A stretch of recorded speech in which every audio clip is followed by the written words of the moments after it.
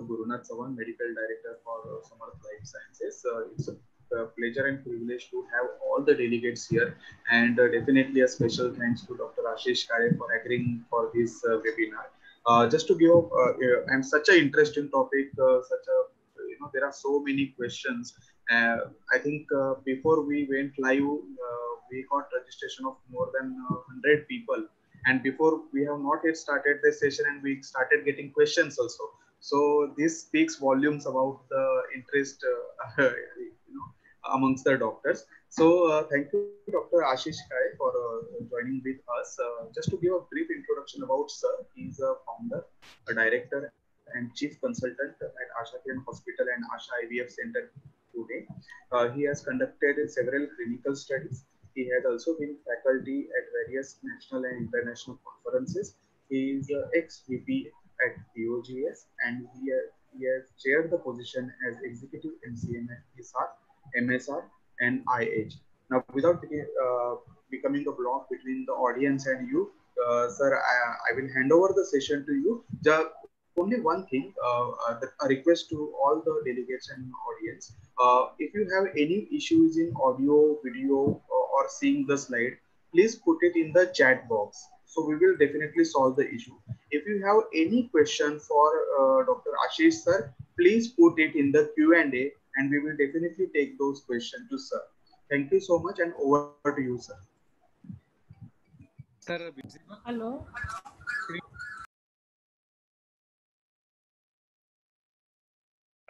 I'm audible and my screen is seen? Yes, sir. Yes. Okay. So now we will be just talking about something related to the endometrioma and how it should be done, and whether which endometrioma should be treated and which endometrioma should not be treated. So today I'm having a two session back to back. I will be talking about. I'll be first talking about the endometrioma, whether the surgery is really required and in which patients it is required. And secondly, I'll be talking about the DI, where we do a deep infiltrating endometriosis, how the surgery should be taken into account. So to start my presentation, I first of all thank you to all my Facebook friends and as well as education group and as well as those who joined this particular activity with the pharma. So ovarian endometrioma surgery improves the fertility. The question comes in our mind, and then we talked about whether it should be yes, we should do endometrioma surgery, or we should not be doing it. We should leave like the endometrioma as it is. So if you compare all the literature till 2011 and 12 and henceforth after that also, there are the literature which supports that it should be done, and there are the reports it should which will support you that it should not be endometrioma should not be get operated. The like coming down, just a minute, I'll go back. Yeah. So if at all we have to remove the endometrioma prior to the IVF, whether it really has some effect on the surgery, on the quality of the oocyte, whether it will increase the implantation, whether it will increase the pregnancy rate. So that is the first thing that we should be judging upon. We should be judging upon whether the endometrioma, if I remove, that will going to have certain good effect on this particular procedure, which will be going to have the good effects on the pregnancy rates, or whether it will cause what you call as a increase the pregnancy rates, or whether the factors which is really responsible as the endometrioma per se is responsible for the negative impact on the fertility. So coming down to this particular endometrioma, we have to remove the endometrioma before IVF, the endometrial surgery before IVF treatment, whether it will increase the oocyte quality, it will increase the gonadotropins requirement, or it will decrease the gonadotropin requirement, that we have to talk about. Because once you are, all of us knows, if there is endometrioma, we remove the endometrioma, what will be the gonadotropin requirement, whether the gonadotropin requirement will increase or whether it will decrease, whether it will has a positive impact on fertilization or whether it will have the positive impact on the implantation. We have to rule out, if at all we wanted to do the endometrioma surgery, why we need to do it, because we need to take some biopsies to rule out whether it is a malignancy or not, whether the reduction in a PID will be occurring, whether you do a removal of the endometrioma. So we have to answer all these things. We have to answer whether the endometrioma surgery per se increases the oocyte qualities, whether it will decrease our gonadotropin, what you call requirement, whether the fertilization is going to get improved, whether we need really a biopsy to find out whether the endometrioma is been removed, to know the biopsies that it will be turning into a malignancies. And if at all we are worried about the PIDs or chances of the when we are doing the what you call as a oocyte pickup, and then we thought there is a chance of a PID which will set up. So whether the endometrioma surgery will be a responsible in reduction of the PID or not, that we have to taken into account. So endometrioma surgery has negative effect on the IVF outcome. There are certain studies by Dones, by all this particular slide. If you go through the slide, it is a very busy slide, which will tell you the endometrioma surgery has negatively impact on the IVF outcome. There are the yes as well as there is a no. The yes means that there is a, if you do endometrioma surgery, that will decrease the AMH levels, that will decrease the AFCs, and that is documented by certain studies up to 2009. But mind well, what happens after 2009? We must know there are the continuation in the upgradement of our knowledge. The knowledge is always upgraded from previous experiences. Till 2009, all of us knows that with the surgery of the endometrioma has negative impact on the oocyte qualities, has a negative impact on the gonadotropin's requirement, but and as well as the AMH levels also. I'll go into the details later on when I will be talking about AMH and I will talking about AFC after the endometrioma surgery. There are certain papers which will tell you that after the cystectomy, the ovarian reserve is diminished. There are certain papers which will tell you the ovarian reserve is not diminished after the oocyte, after the ovarian surgery for the cystectomy for the endometriosis. So actually, we should be knowing about whether we are putting the patient for the endometriosis surgery, for the endometrioma, whether we are doing certain things good for the patient or bad for the patient. In order to know that, we must know what is the ovarian reserve prior and what is the ovarian reserve after the surgery. So I'll going down to that. The necessity of the surgery prior to the ART, there are the particular conditions where definitely the endometrioma surgery has to be taken into account. In order to, if there is a bilateral endometrioma, whether I will operate or I should not operate, that is $1 million question. Then the necessity in which condition I will operate the patient. I'll operate the patient to establish the pelvic anatomy, where it will be very useful when I will be doing a oocyte pickup. If there is a omental adhesions, or if there is adhesions of a bowel, or the ovaries is fixed ovaries in the pelvic brim, and there is a much more adhesions, then it is better that I should operate the patient, because I don't want the complications to occur when I will putting the patient for the oocyte retrieval. So in order to establish the pelvic anatomy back to the normal, I'll operate the endometrioma for that regard. To avoid the risk associated with oocyte contamination from the puncture of the cyst. If I'm doing the cystectomy for endometrioma, I'll be doing a scan by myself. The scan of a transvaginal scan will tell me whether this particular patient's required surgery prior to the oocyte pickup, because that will give me an idea. I am having a good sonography machine, and I will be more happy that I will be scanning my patient by my own, which will tell us what is the exact location of the cyst, whether that cyst has to be removed. Because once I started the stimulation, if that cyst is coming in my way, then inadvertently I will have to pick up, or I have to go through the cyst, and that will be there is a higher chance of the PID or higher chance of the infection in those patients. So I'll be talking that to the patient that this is a particular cyst, I have to be removed prior to the surgery, even if it is coming in my way at the time of the oocyte pickup or OPU. The location of the cyst which is blocking the healthy follicles. If there are the healthy follicles which is just below the cyst or just behind the cyst, then it is always advisable that I will talk to the patient. I'll talk to the patient that this particular cyst has to be removed, and then that has to be taken into account. So these are the certain clip where you can see if this is the surgery where I have purposefully will be showing in my this thing, that this is the particular surgery where you will be seeing that there is the endometrioma. This is the endometriotic jelly. That jelly has to be. This is a pathological thing. This is because of the response of the endometriotic implants. And if you see, the pouch of Douglas is totally obliterated, and this is a bilateral endometrioma. In this particular thing, I'll be taking into account that this ovarian adhesions has to be released, and this rectovaginal endometriosis has to be cleared out. I will not do just because I had done already a pre-operative scanning of this patient. I'll know there is no rectovaginal nodule as such, but there is adhesions of this particular patients. So in this thing, I'll just do a hydrodissection just with the suction cannula. It will take care of removing or adjusting your normal pelvic anatomy, will be a great help.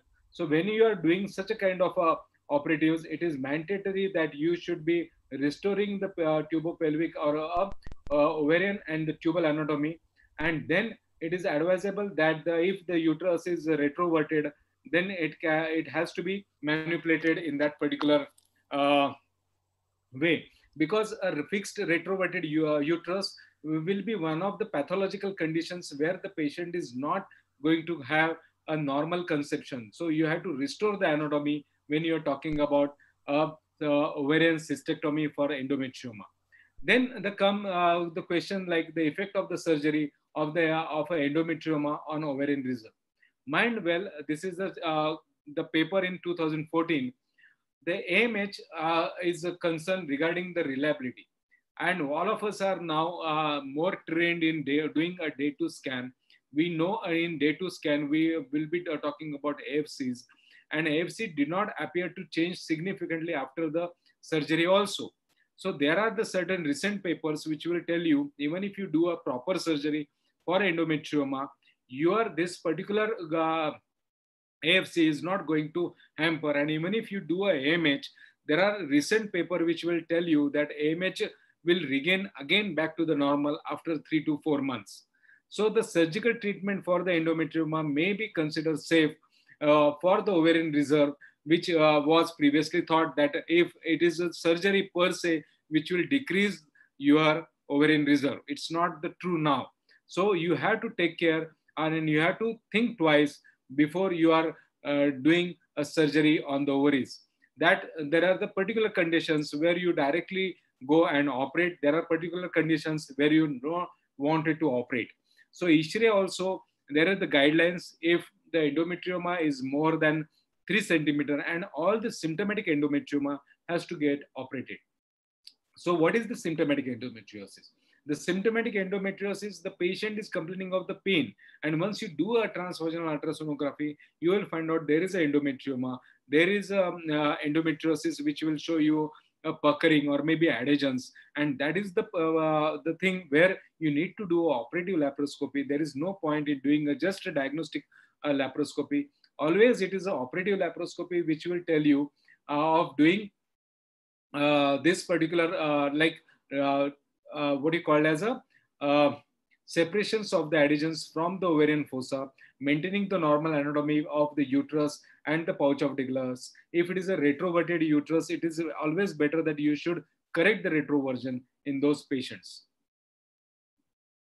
So when you are talking about the laparoscopic management for the endometrioma, then the questions will come whether the capsule has to be done by the excision or whether I should just drain the endometrioma or I should do just a superficial fulguration, or what exactly the optimal treatment. See, the optimal treatment for any of the disease is the absolute cure of the disease. If you wanted to cure of the disease, it means that you have to strip off the capsule. Then thinking that if you wanted to know what is the recurrence, because endometriosis is a disease where you are thinking of the recurrence, and the recurrence is always when you are with the certain diseases left out. See, the endometriosis is a disease of the adolescent also.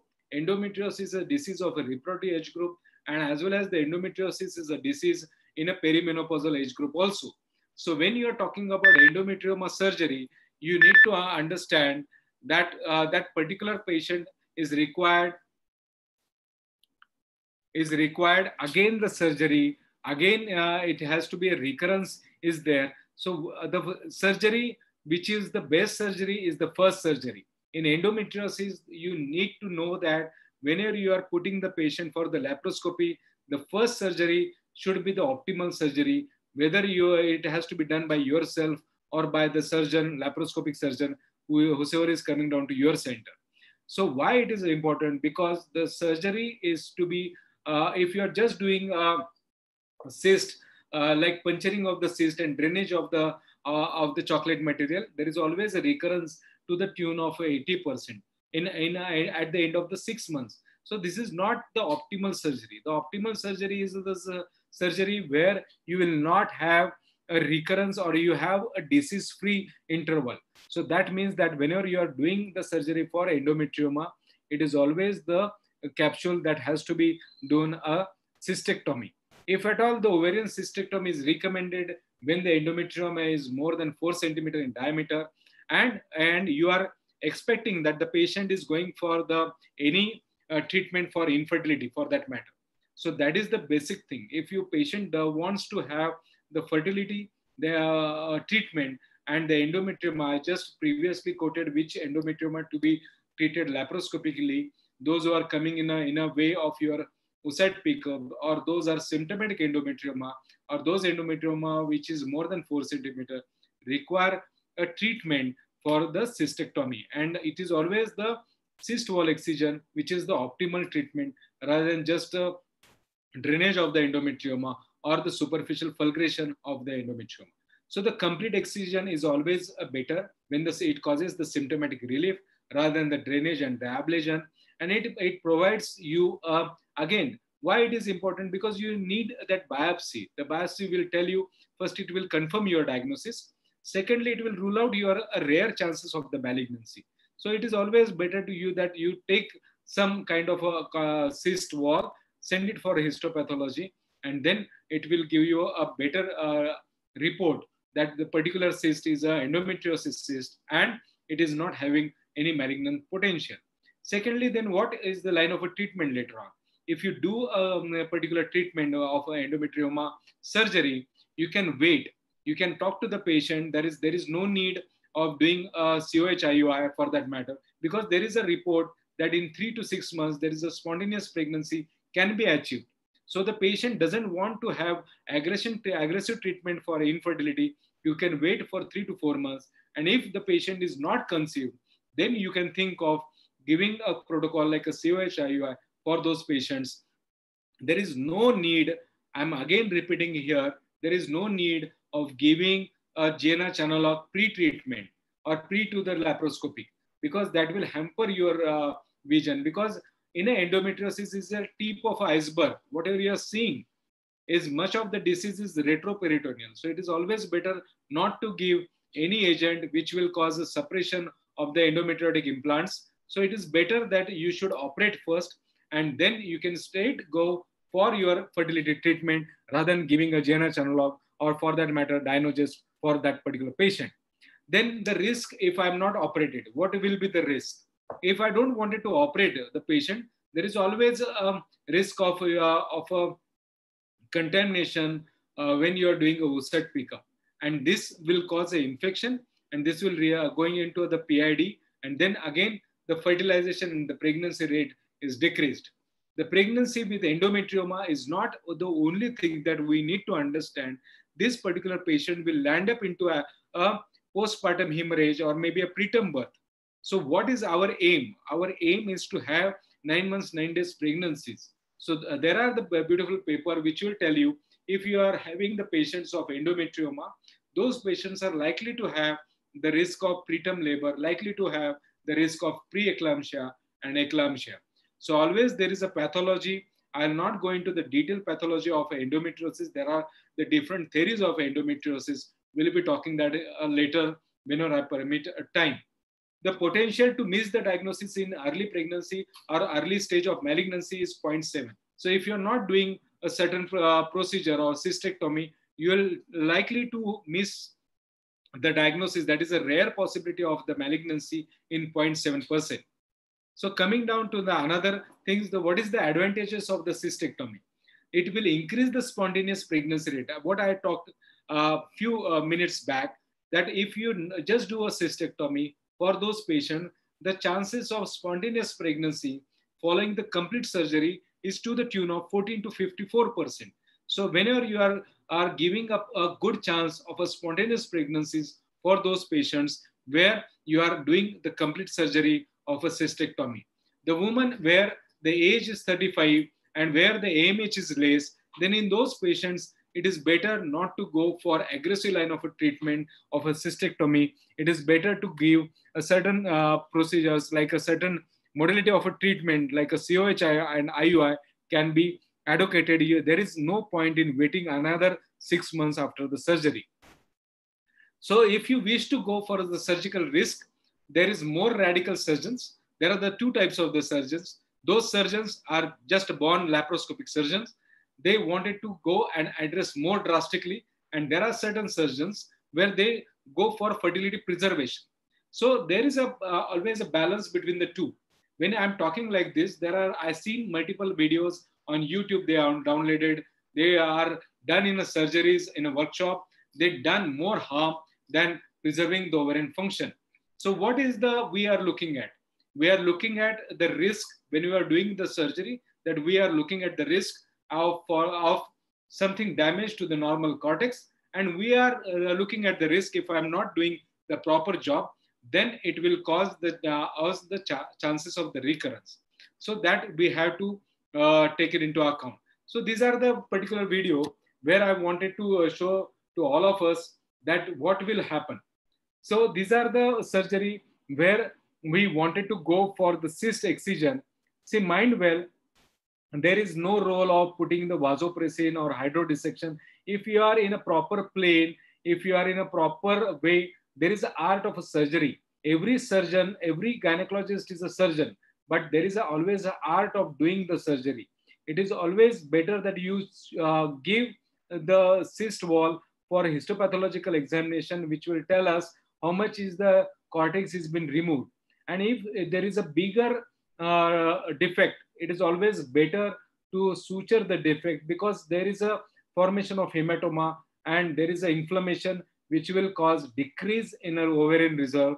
So it is always better to do a certain procedures by the surgeon where you wanted to do it for the fertility preservation point of time. This is another video which will tell you if I am not doing the cystectomy, what will happen. So these are the patients where I should be very much apprehensive that I will be doing the scan by myself, because if there is a bowel which is adherent like in this patient, then there is a problem while I'm doing the procedure, because if I'm puncturing through and through the bowel, then there is a chances of the bowel injury, which I don't want. So in that patients, I'll be taking into account. I'll not do directly what you call as a oocyte pickup. I'll go for the laparoscopy for that matter. So precautions during the surgery. If I wish to go for the surgery to be done, what precautions I will be taking off? I told you which patients to be going for the surgery. I told you which patients should not be go or should not be like advocated for the surgery. So if at all you wanted to go for the laparoscopic surgery for the cyst excision, it is like you need to understand, you have to, as much as the normal ovarian cortex to be preserved. There is a beautiful demarcation between the normal ovary and the cyst wall. Once you start peeling off the cyst wall, there is called as peel and see technique. You need to peel it and you need to see whether you are not going to into, and if you are into wrong plane, it will bleed. If you are in a proper plane, it will never bleed. So you will definitely know in which plane you are going through. So it is always better that if you are stick to the normal plane, it will not go and cause the damage to the normal ovarian cortex. It is better to use a minimal thermal energies or like a bipolar, by a harmonic, or a monopolar for that matter. I personally beg to differ. I will not use a monopolar here. I will not use a harmonic for dissection per se. So it is better to use a point coagulation when there is a hemostasis to be advocated. A bipolar coagulation is advocated rather than just to do a haphazard coagulation or the surface coagulation, because the cortex is the part where the majority of the antral follicle is going to get recruited. So it is always better that I should be refraining by using a monopolar in that aspects. Or then there is come down to the category where I don't want it to operate. So definitely the AMH where the patient is coming to me with the endometrioma with AMH less than 0.5 or very poor ovarian reserve, I will not operate in those patients. It is better to, I will go for ovarian stimulation. I'll do pick up for those patients. Then I cryopreserve the embryos. And then if really anatomy is distorted, I'll go for the operative laparoscopy. Then I'll go for JNRH analog for 3 or 2 months. And then I will go for AFET. So in those patients, my protocol that is called as a sandwich technique will be a different one. In a woman where there is a bilateral endometrioma, all of us are knowing the bilateral endometrioma will have a poor ovarian reserve. They are the patients where I will go and operate will cause more chances of damaging the ovaries. In those patients, I will not operate. Secondly, the patients where they are given the history of previous operating. So mind well, my friends and colleagues, there is no role of doing a recurrent surgery or a second look surgery in endometriosis. The first surgery will be the best surgery as far as the endometriosis is considered. So it is always better when the patient of a recurrent endometrioma coming down to me, it is a per se, as a doctor, I should be giving a more treatment for the fertility point of view. I will be giving more treatment for IVF related treatment rather than just going and operating in those patients again. So here I'll just put the slide of showing you the nature has a different articulation, different what you call as different phenomena.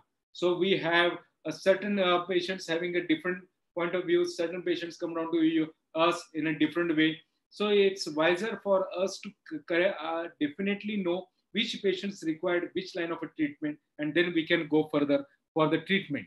So the ovarian endometrioma, to sum up here, I will likely to answer the questions after my talk. But to summarize, the endometrioma, which is symptomatic, which is more than 4 centimeter, which is obstructing my views while doing the pickup, I'll definitely operate. I will operate the endometrioma in order to whether there is bowel adhesions, where there is any complications. So I personally do a scan, so I know there is a much more adhesions are there. It is better to clear off those adhesions before going for the stimulation protocols. And then I will be operating on those patients, taking precautions that it will not cause more damage to the ovarian cortex. And then I'll be doing those procedures. I'll be only doing ovarian cystectomy. There is no place of just drainage of ovarian endometrioma.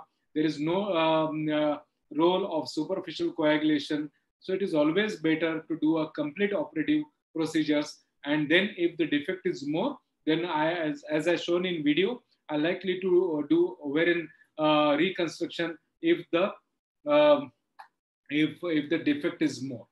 So I'll ask the Gurunath if there is a question on endometrioma. I'll be happy to answer those first. Then I'll go into the next of a DIE.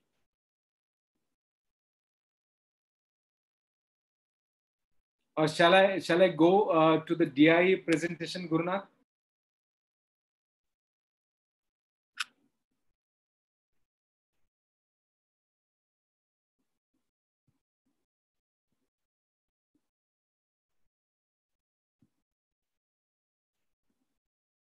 Gurunath, hope I am audible.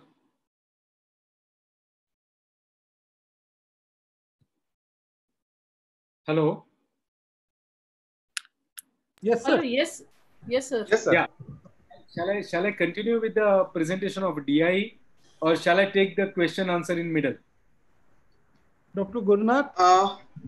We can take. I think we can take. There are a few questions, I guess. Okay, Just a so I'll moment. share my screen later on because there is another presentation of a DIE which is much more interesting to know and to see the videos. Okay. So, sir, so shall I start with the question and answer? Yes, yes, definitely. Yeah. So there is a question from Dr. Parul Kapoor. Is it normal to give leuprolide after cystectomy? See, there is no need of giving a lupride after the cystectomy. If you have done your procedure very well, there is no way that you just give a lupride, because after the lupride, the pituitary is going to get down-regulated and you will not see the ovarian response, what you are going to see. So after the complete surgery, it is better if the patient is young, if the AMH is good, if the FC is good, then it is better to wait for 3 to 4 months for spontaneous conception to occur. But if she is not conceived spontaneously, it is better to go for COH-IUI later on. There is a question from Dr. Jayaraman. Of all medical management of endometriosis, which one is best? OC pills, Dynogest, or GnRH? If you are thinking of which endometriosis you are talking about, endometriosis in adolescent, the type of management will be a different. If you are talking about endometriosis and reproductive age group, the management will be different, because I don't want the patient will be on cirrhosis for a longer time. The patient is a infertility patient.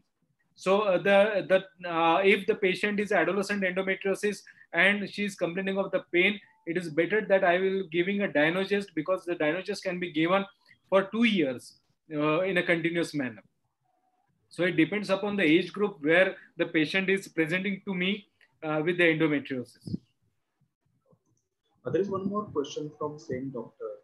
If we see a endometrioma for less than 4 centimeters, does that need to be removed? It need not to be less than 2 centimeters. If it is not what you call as symptomatic, it is better not to remove. Why you wanted to remove 2 centimeter endometrioma? If it is not symptomatic, you should not be removing it. No, absolutely not. Okay. So, sir, what is the cutoff size for endometrioma? At what? Many literature, it shows that the endometrioma which is more than 4 centimeter should be removed, or a symptomatic endometrioma should be removed. Yeah. Okay. There is a question from Dr. Parul. A 30-year-old nullipara having bilateral endometrioma, having 0.5 AMH, wants to conceive. What should be the line of treatment? See, Parul, it's a really nice question. 30 years old, nullipara, bilateral endometrium, 0.5 AMH. I want you to give her stimulation protocol, retrieve all the eggs, what you are going to have. Good oocyte retrieval is the question or is the answer for that patient. It is always better to retrieve all the eggs, all the oocyte, mix the embryos, cryopreserve them, and go for the operative laparoscopy after that. Okay. A similar question on this line, a 38-year female, AMH 1.2, AFC 4 to 5, endometrioma 5 centimeter. Shall we operate before IVF? See, Sneha, AMH is now coming down to a 1.2, and what you write in written here is AFC is 4 to 5. So coming down to that particular question, it is better to stimulate her and rather than operating her. I know it will take a little bit higher side of gonadotropin consumption, but always it is better that you are getting a good quality of oocyte after stimulation to her, because if you operate and eventually her AMH and AFC, as you rightly said, is the AFC is only 4 to 5, and if I operate and she will go into a POF, then it will be a disaster. Okay, so sir, next question is related to this only. At what AFC and AMH you will not operate on endometrioma? Any like a poor ovarian reserve, any patient of poor ovarian reserve, I will not operate. I'll stimulate her. I'll better to form the embryos, and then if the patient, even if patient is symptomatic, I'll stimulate her prior, and then I'll operate. Question from Dr. Sneha. Role of GnRH agonist before Frazone embryo transfer in case of endometriosis. Yeah, it's always better to give a GnRH analog prior for this kind of a patient with the endometriosis, because they had seen that in many studies, if you given a GnRH analog for 3 to 4 months, for maximum 3 months, 3 doses, then the chances of implantation is much more and pregnancy rates prior to the FET. Okay. Sir, I think these similar questions. Is there any role of Okay. post-operative GnRH analogs after surgery before proceeding IVF stimulation? No, you should not give a GnRH analog prior to the stimulation, because it will again cause much more down regulation, much more gonadotropin consumption. So it is better not to give. If you wish to stimulate her without giving a GnRH analog. Okay. Dr. Kaushik wants to ask, is there any role of uterine suspension operation to prevent adhesion and pain, and when it is to be done? See, Kaushik, it's a good question that you asked, the uterine suspension. Basically, uterine suspension is the procedure that has to be done while doing your procedure for a DI. I'll show that clip when I'm talking about DI in a 10-minute span. So you'll understand this is the only procedure which will tell you much more easier to operate. But there is nothing like if you do a ovarian suspension, it will not going to reduce your formation of adhesions. No, it will not. Dr. Sushila want to ask, can ovarian cystectomy be done for chocolate cyst 5 centimeter in the same sitting after ovum pickup for pain relief before fertility cycle? FET Sushila, cycle, sorry. there is, if you are doing the patient for ovum pickup, always if you've seen the ovaries, they are always a friable ovaries. When you stimulated the patient is already have that stimulated follicles, and once you are doing a OPUs, the ovaries are very friable. So in those time, it is never advocated that you should go for the operative for that matter. No, absolutely not. Dr. Darshana want to ask, with the endometrioma in situ, stimulation may not work. How to deal? If endometrioma in situ and if your stimulation is not working, it means that you are faulty at the stimulation protocol. It is nothing to do with the endometrioma per se. You need to adjust your stimulation protocol for that matter. You need to do certain things like going with a higher dose of gonadotropins, change from agonist to antagonist protocol, or mild flare-up protocol, something like that. Dr. Manju want to ask, what are the chances of malignancy with pre-op diagnosis of endometrioma? 0.7. I mentioned it in Okay. my presentation. Uh, okay, so Dr. Preeti want to ask, what will you do if you accidentally puncture chocolate cyst during OPU? If you are accidentally puncture the cyst while you are doing the OPU, there is a higher chances of contamination and infection. So it is always advisable that you should give antibiotic, IV antibiotic with metronidazole adding to it. And you always use a different OPU needle when you are in the middle of the procedure. If you are going and puncturing the endometrioma, it is better that you should use another separate needle and you continue with the procedure, and that will prevent from contamination of the endometrioma fluid. Dr. Aishwarya want to ask, what about going ahead with IVF in presence of endometrioma? Does it affect oocyte and embryo quality? If yes, are we justified to use given a depot prior to stimulation? See, the depot given Aishwarya prior to the stimulation protocol will increase your chances of gonadotropin consumption. It will not improve your oocyte quality. There is a paper by Gracias et al., which will tell you that there is a difference in a oocyte quality and your oocyte when you are doing with the normal stimulation protocol, because zona pellucida may be a higher thickening. I'll go into the much more detail if you really want me to talk about. I'll be talking this in maybe in the next lecture or next session, because there are certain things that is a differ in oocyte qualities as far as the endometriosis is considered. Yeah. Okay. Uh, and sir, in endometriosis, which protocol you follow, agonist or antagonist? It depends upon the, again, it will depends upon the two things, whether it is what is the age of the patient, what is the FC of the patient, and normally all of us are using an antagonist protocol rather than the agonist protocol, because agonist will require more gonadotropins. It is always better that you should go for minimal stimulation with the ANTAC protocol. Okay. Dr. Kaushik has asked very interesting question. What is the significance of different colors of lesion in laparoscopy?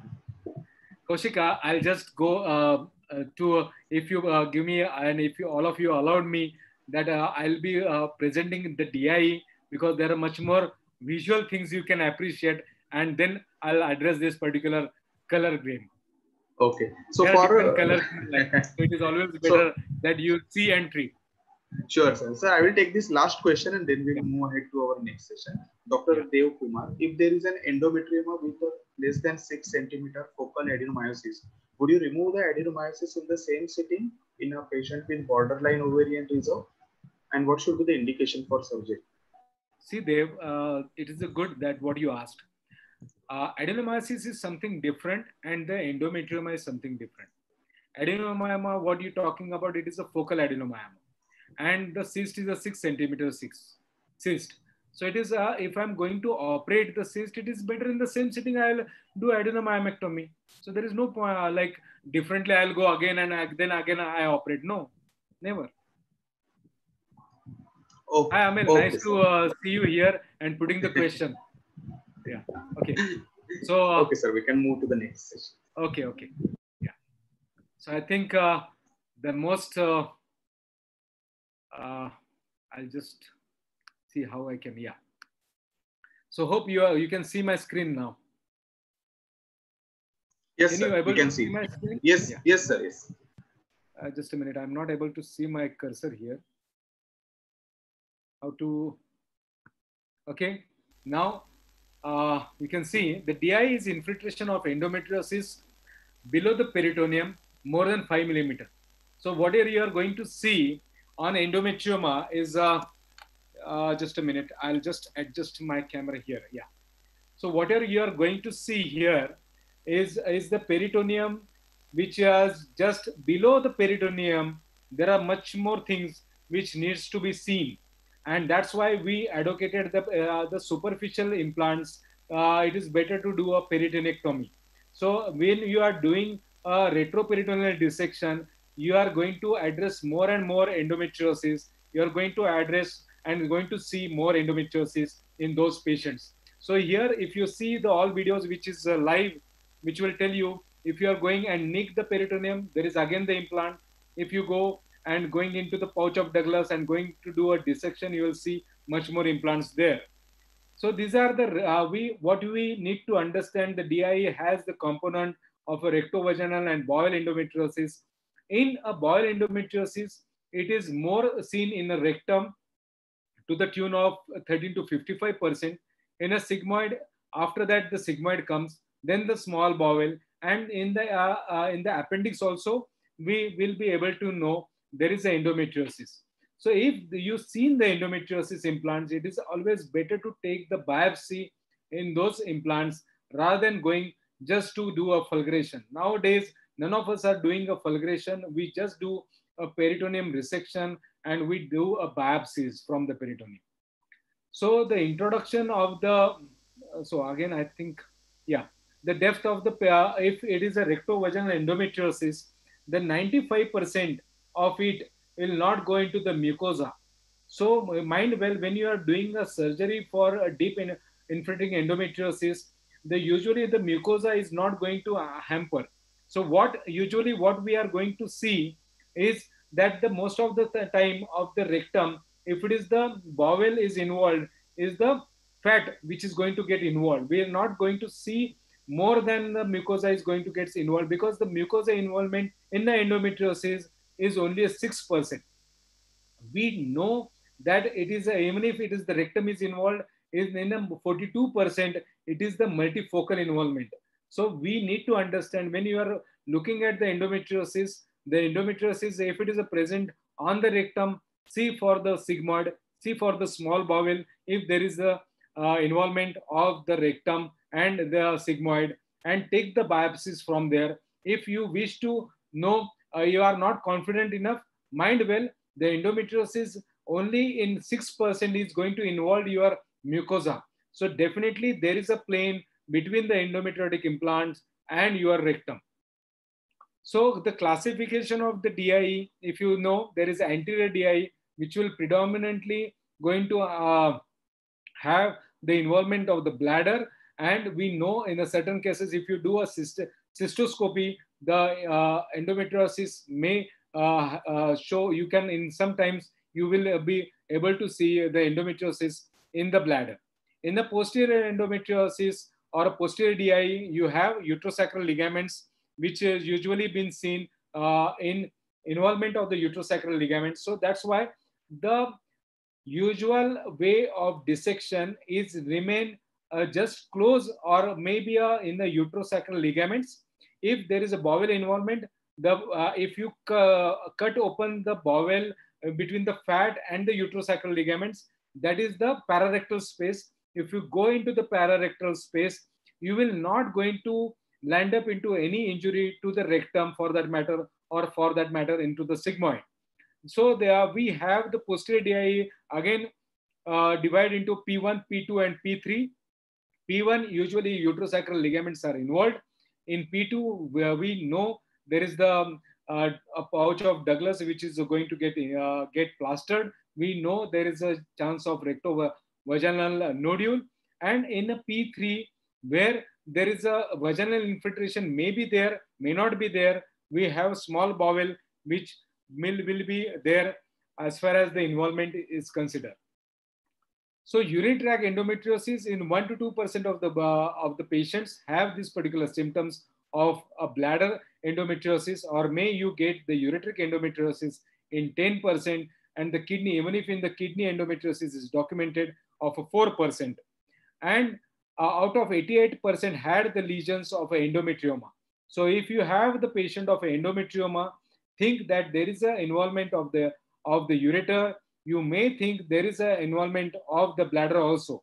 So always you have to keep in the mind when you are thinking of a endometrioma, it is always better that you have to do a retroperitoneal approach for the endometriosis, see for the ureter whether they are involved or not, and then you go ahead with the surgical approach.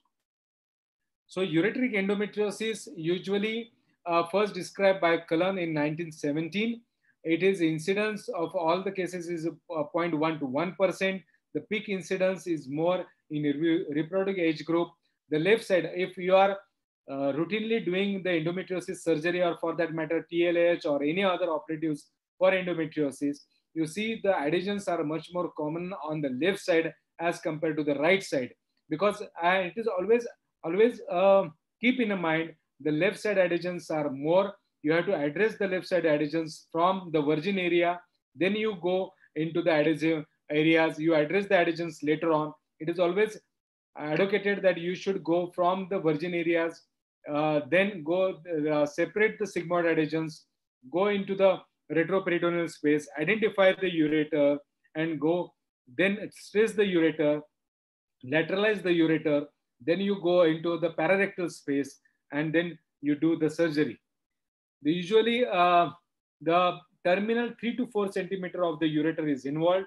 If you know the ureter anatomy, the ureter has the retroperitoneal organ, being it has the part which is above the pelvic brim and into the pelvis.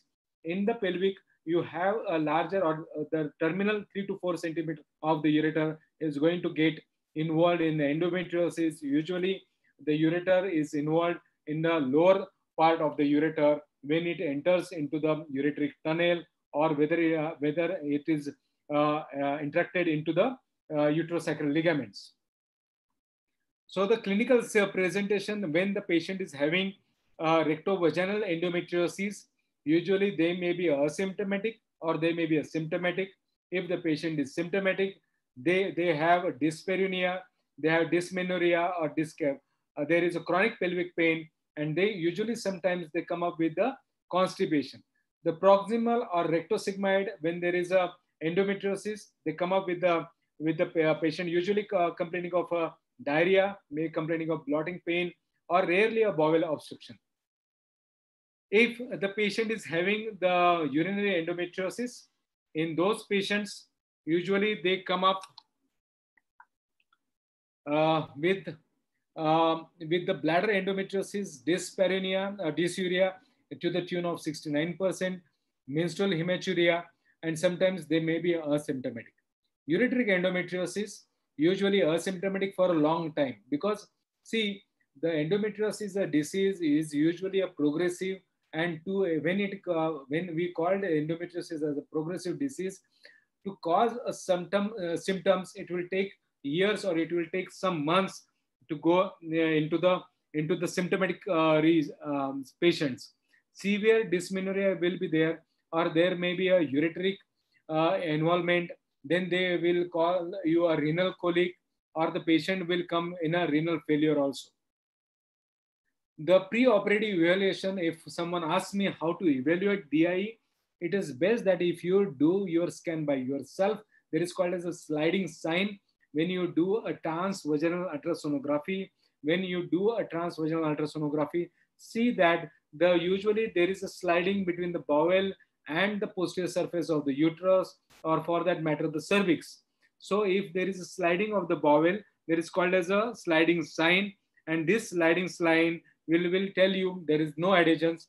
If there is no sliding sign, it means that there is adhesions between the rectum and between the pouch of Douglas. If there is a nodule, then there is a difference how to you go and address this particular thing. If there is a nodule, definitely there is integrity of the mucosa of the intestine is going to get hampered, or you will have that there is a fixed nodularity when you do a transvaginal ultrasonography. So if you're coming down to the preoperative evaluation of a rectovaginal or bowel endometriosis, if you don't have the MRI, I think a transvaginal ultrasonography is 100% sensitive to pick up the rectovaginal endometriosis. So these are the certain bladder endometriosis. If you do just a cystoscopy, you find out there is some growth, or if there is some abnormality in the mucosa, you definitely pick up those lesions. There is nothing rocket science is required to diagnose this rectovaginal or bladder endometriosis. You just put the same hysteroscope as a cystoscope, you find out there is abnormality which has been documented. Ultrasonography, which will tell me there is a hydroureter or hydronephrosis if the ureter is affected. So MRI, definitely a dilatation of one or both ureters or pelvic alaceal system, which will tell me that that the endometriosis is going to affect the ureter, and that's why there is a hydronephrosis or dilatation of the pelvic alaceal system. Usually this is the terminal part of the ureter is going to get affected. So mind well, when you are doing the surgery for endometriosis, I'll tell you how to approach the endometriosis surgery in a minute. So which are the lesions causes the symptoms? We need to address those lesions. If aim of a surgery is a resolution of the symptoms, always advocate that is oncological principles. Incidence is whenever there is a lesion which is more than 2 centimeter, that lesion, even if it is a rectal region, that more than 2 centimeters required segmental resection. If it is less than 2 centimeters, require a shaving. I will go into the details of what is I mean by the shaving of the rectal shaving and what I mean by the segmental resection. But mind well, when I am a gynecologist, it is always better I should do a complete justice to my patient, whether I am able to do a segmental resection or not. It is advisable that you can take care or you can call a surgeon for your help. This is a clip which will tell you whether you have to address any surgery for endometriosis. It is advisable that you have to go from the virgin area. First, do what you call as mobilization of the ovaries. And then once the ovaries are mobilized, then there is you can take what was asked to me previously, that the stitch to the ovaries, in order to the ovaries are going to get reflected away from our operative field. You can use a T-lift for that matter. You have to do a first identify the ureters, do the lateral dissection or lateralization of the ureter. Then you go and address the adhesions in the middle. Usually the adhesions is a single point adhesion. You need to address, you have to go and address the pararectal space first. You need to address the pararectum first. You need to do a pararectum space adhesive lysis, and then you go in the center. If you see here below, this is called as a rectal shaving, where the lesion is go with the rectum. First, you dissect the lesion from the posterior wall of the uterus, follow the lesion on the rectum, and then you start doing this called as a shaving procedure. You shave off the lesion from the rectum, and the rectum will be free from the disease.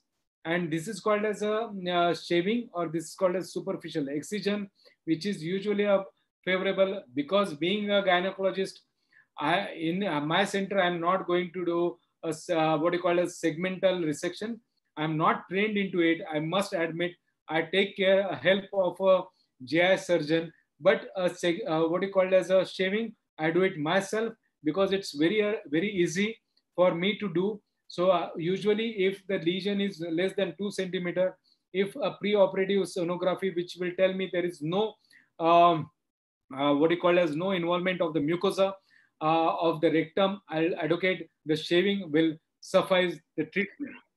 So these are the particular things. I'm not going to the section here. What are the complications? See, all of us must know what are the complications of the surgery, what we are doing. The complications are related to the fistula formation, anastomotic leak, temporary ileostomy, can be one of the things that has to be done in certain cases. But mind well, when you are doing certain operatives like advanced surgeries, these are the lower clip will show you there is a segmental resection for the endometriosis has been done, and my surgeon is doing a stapler application. This is a singular stapler application, and usually what we do at our center, I call up a surgeon for this particular segmental resection and anastomosis.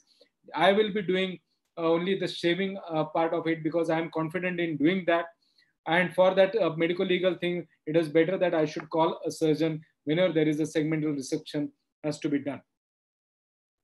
Secondly, the surgical outcome, the risk factors for you need to understand whether the patient is young, what is related to the surgical, whether the surgical margins are free of the disease, because many of the time when you are doing a segmental resection, it should be wide apart, because the endometriosis, there are called as a satellite lesions.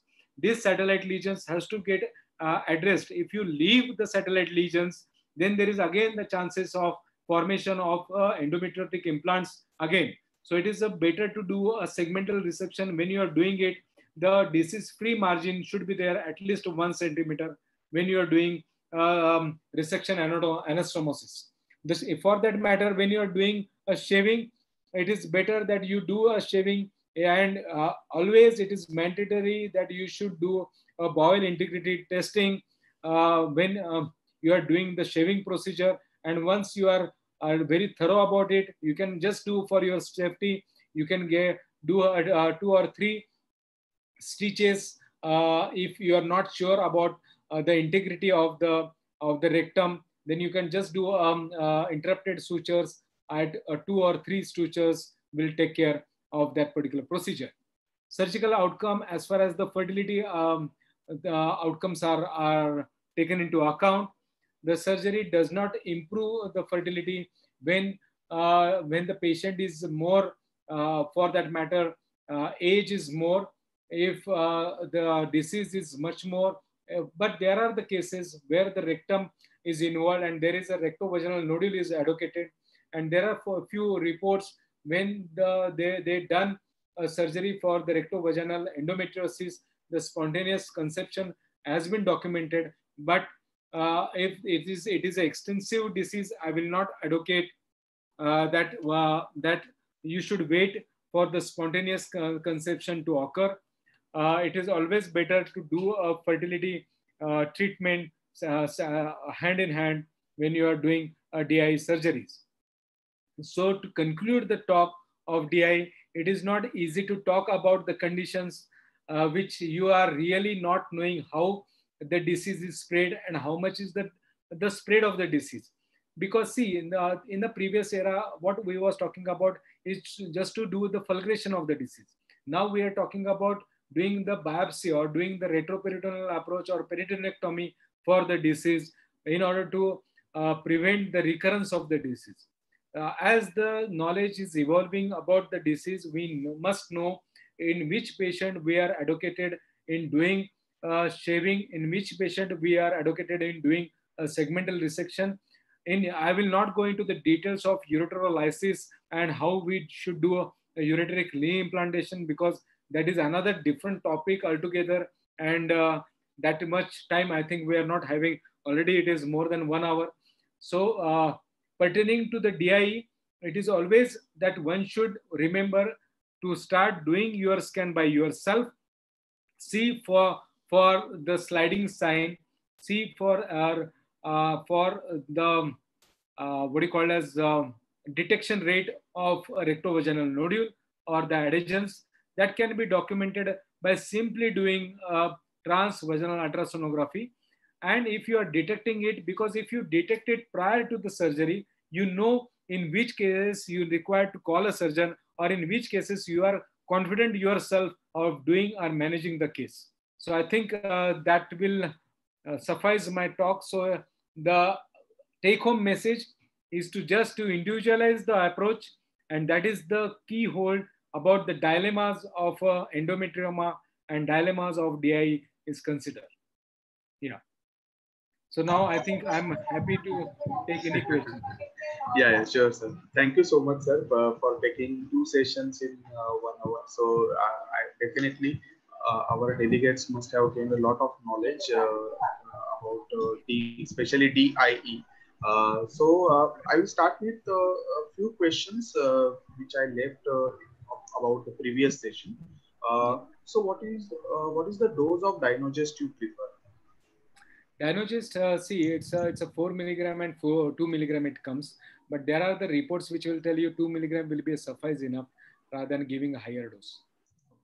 Dr. Priyanka want to ask how should we treat or what precautions should we take during operating an adolescent endometrioma? See, first of all, adolescent endometrioma, if it is not symptomatic, you should not be doing operative.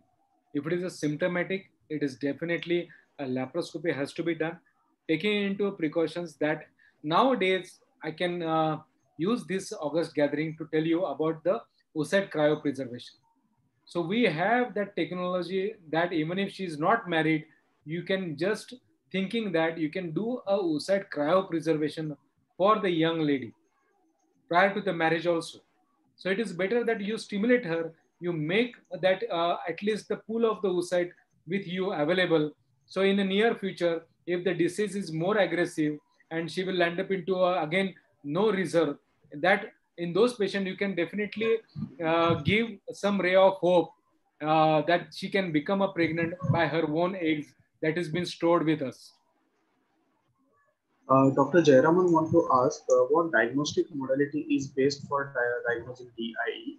MRI is better or how? See, Jayaraman, I think better if you are having the this thing particular availability, it is always better that you should go for MRI. But if you are not having that facility in your premises or where you are working, I think transvaginal ultrasonography is a better and equal sensitivity also in diagnosis of DIE. Okay. Okay, Dr. Ayesha want to ask, one patient of 35 years completed family and because of adenomyosis, in one private hospital they opened up because of DIE. They didn't done any surgery. She came to our center. How to follow? And she is now symptomatic. Currently asymptomatic. Asymptomatic, then it is if she doesn't want any child, it is better to put a Mirena into her, or maybe a Levonorgestrel IUCD, because that will be a better prospectus for her. That will take care for a longer time.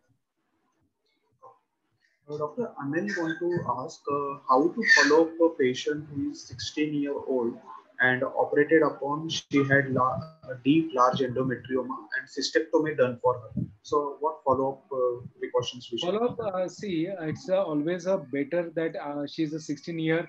All of us are knowing the endometriosis is a recurrent disease. So if it is a recurrent disease, it's going to recur again. So it is better to give her post-operative management like a Dynogest you can give, because that will decrease her recurrence, and you can again follow up for 2 years, maybe a span, every 2 years. Okay. And if she's not symptomatic, it is better to leave her, because and you have to counsel the patient that there is a chances of recurrence even if after the cystectomy also. Okay. So follow-up is required. Okay, sir. Dr. Bushra want to ask, a young woman with recurrent endometrioma size 6 mm, and she had good AFC on other side. So shall we stimulate her for IVF? I cannot get the question. Sir, a young woman with Yes. recurrent endometrioma size 6 mm, and she had good AFC count on other side. 6 centimeter So or 6 should we stimulate or not? Because the question is written in that way only. 6 millimeter. I think it must be 6 centimeter, I guess. It might be typo error. Because 6 millimeter recurrence, if the patient is of recurrence, I think 6 millimeter will be the appropriate way, because if she is doing a scan and she found out it is a 6 millimeter, it is a recurrence case. I do agree on that point also, because after the procedure has been done and she's coming down to you with good AFC, and then you have done a scan and you found out there is a 6 millimeter endometrioma, I think there is an early chance that she is having a chance of a recurrence again. It is better to stimulate her rather than waiting for the endometrioma to grow. Okay. Dr. Preeti has another question. Is it necessary to close the defect created by shaving of bowel endometriosis less than 2 centimeters?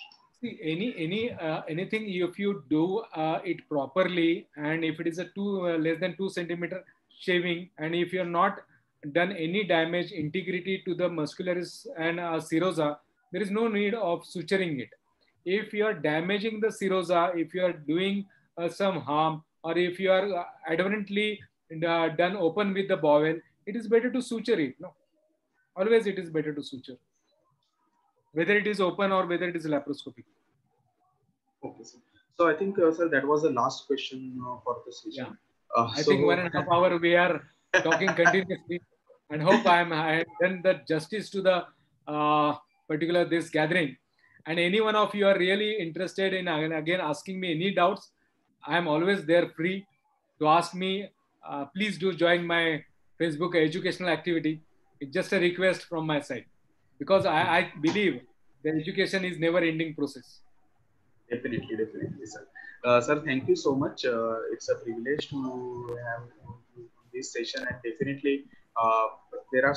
I think we have answered more than 35 questions altogether. So that itself, says there are so many doubts has been cleared by you. So thank you so much.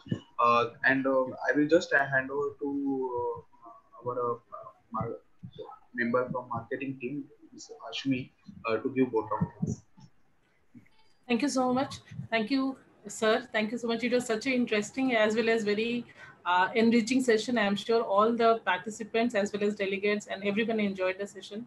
Thank you so much, sir, for collaborating with us. And warm regards and thank you, sir. Thank you, Gurunath, sir. You have always been of great help during these sessions. Sir, we look forward to more such educational sessions and academic sessions with you. Thank you so much. Also on behalf of my my director, Mr. Ranjiv Alexander. Thank you so much, sir. Thank you so much. Thank you all the delegates.